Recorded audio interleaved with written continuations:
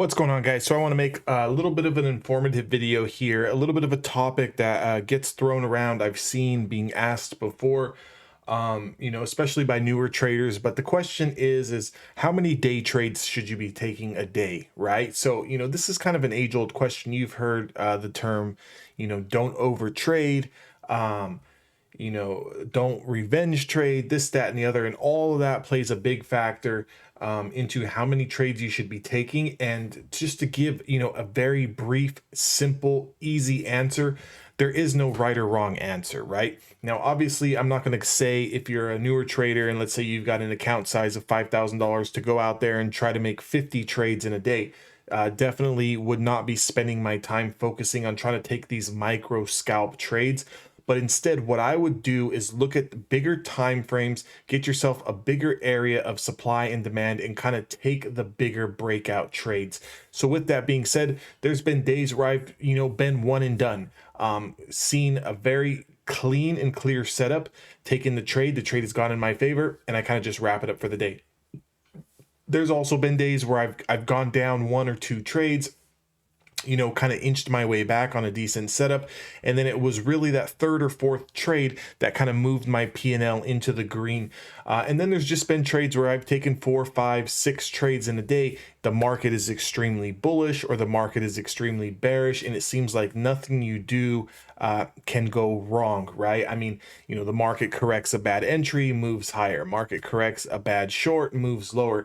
But what I would really focus on if you're just starting out is to kind of focus on 1 to 2 trades each and every single day.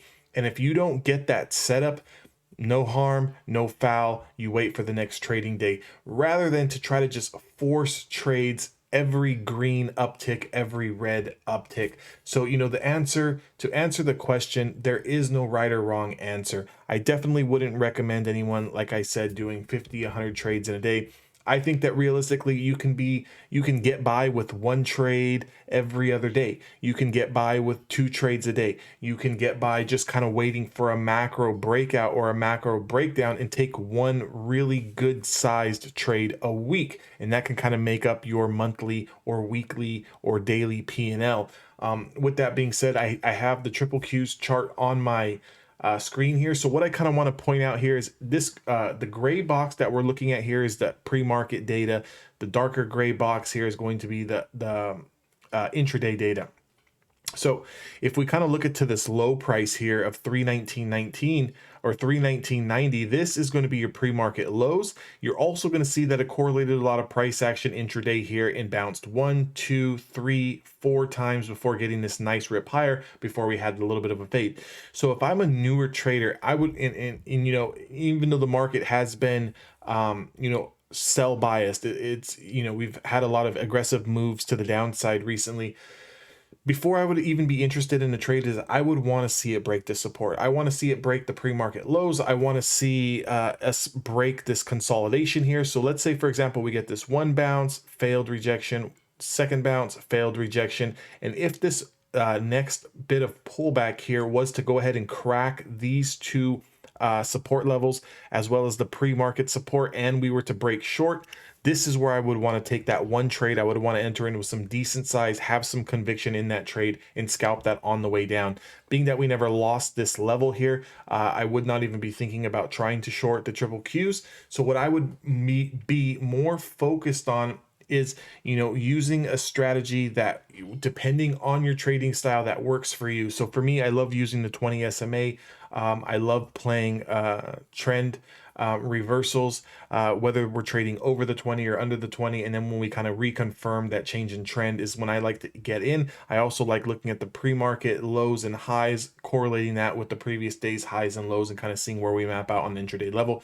So there's a really easy scalp that you could have taken here. After you've seen, not only did we hold in the pre-market, we held 1, 2 times intraday. We got this last push here, which was a 3rd hold here.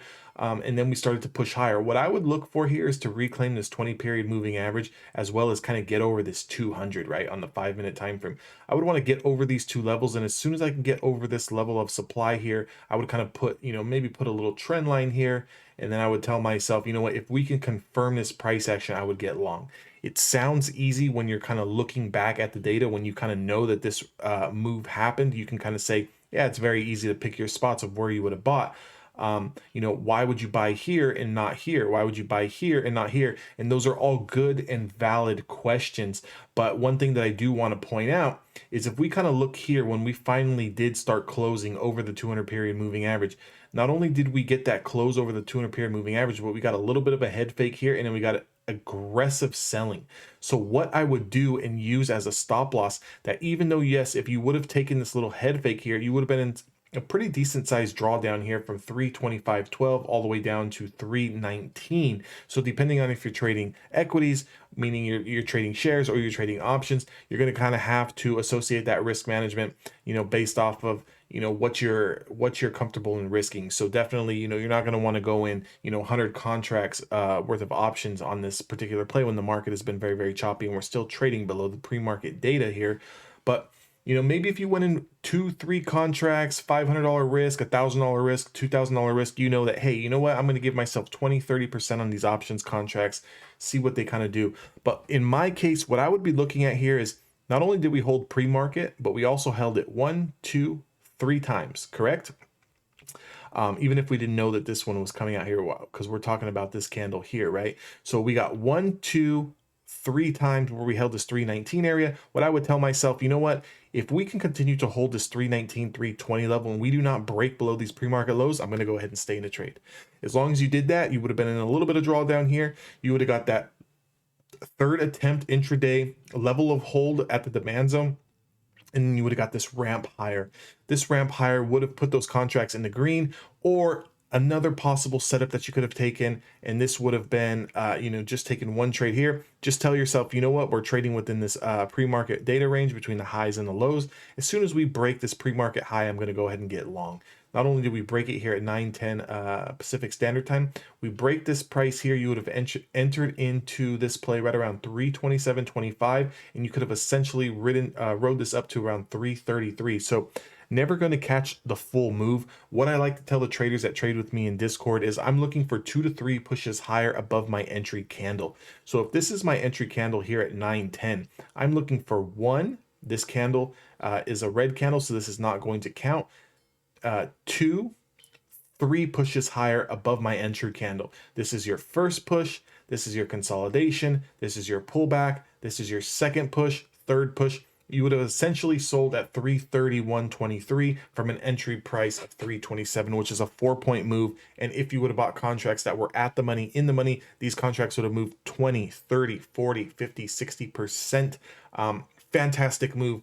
And essentially you would have closed today's session only taking 1 trade. So there is no right or wrong answer as to how many trades you can take. It all depends on your trading strategy. If you guys need a trading strategy, definitely join my Discord. I can help you guys out with intraday levels, kind of technical analysis, things that I'm looking at and stocks that I'm looking to trade, as well as if you want to get a little bit more in-depth information, maybe you want to go through my video courses where I have over 2.5 hours of video content, kind of helping you understand the process of how to trade, when to trade, what stocks to trade, what you're looking for. Visit my website at evolutiontraders.com, and I'm going to see you guys all in the next trading video.